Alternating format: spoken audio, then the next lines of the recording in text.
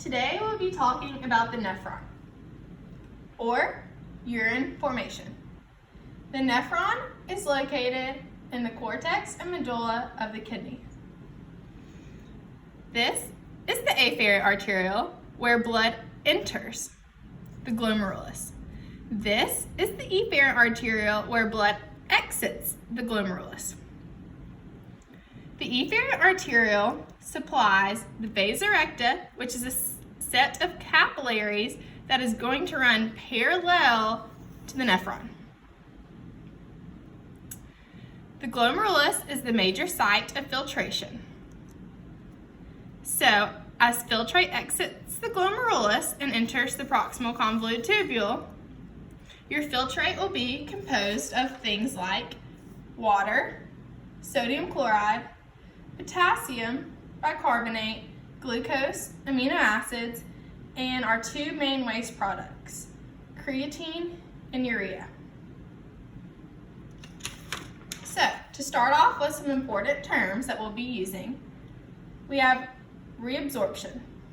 Reabsorption is the movement of water and solutes from the nephron tubule back into circulation. By circulation, I mean entering the bloodstream via the vasa recta. Secretion is the movement of solutes and water from circulation, so from the vasa recta into the nephron tubule. So, when you see proximal convoluted tubule, think main site of reabsorption. Things like sodium, chloride, potassium, glucose, amino acids, urea, bicarbonate, and water are going to be reabsorbed here. Some things that may be secreted in the proximal convoluted tubule are creatine, drugs, and hydrogen ions.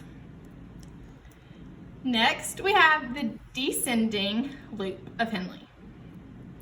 The descending loop of Henle is permeable to water.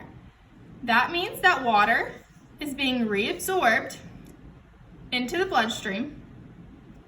So, if your filtrate is flowing in the descending loop of Henle and water is leaving, being reabsorbed, is your filtrate becoming more concentrated or more dilute?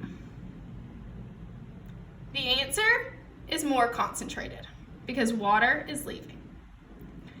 The ascending loop of Henle is permeable to sodium, chloride, and potassium. So as these solutes are being reabsorbed, is the filtrate becoming more concentrated or more dilute?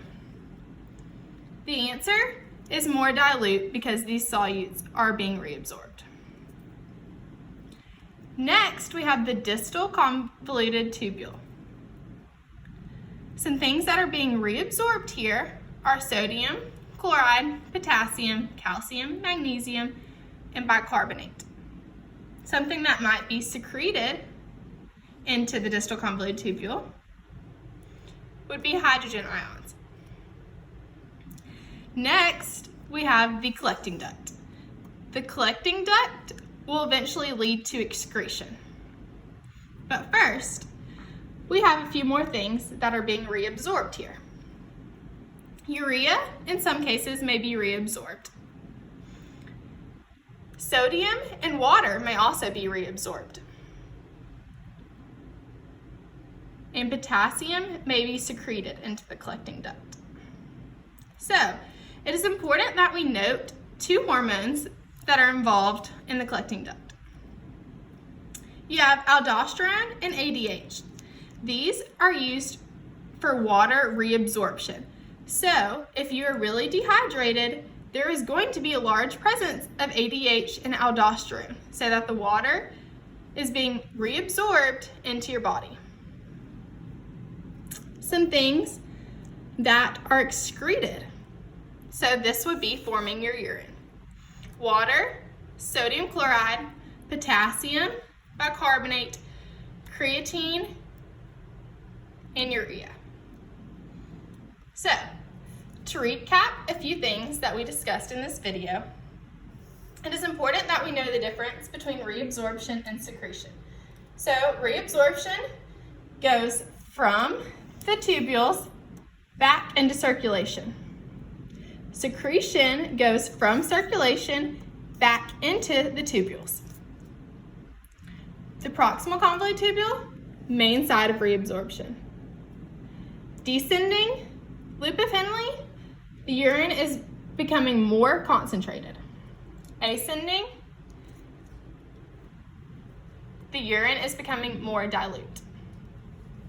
So I will leave a few questions below on my video that can get you to thinking about how to apply this.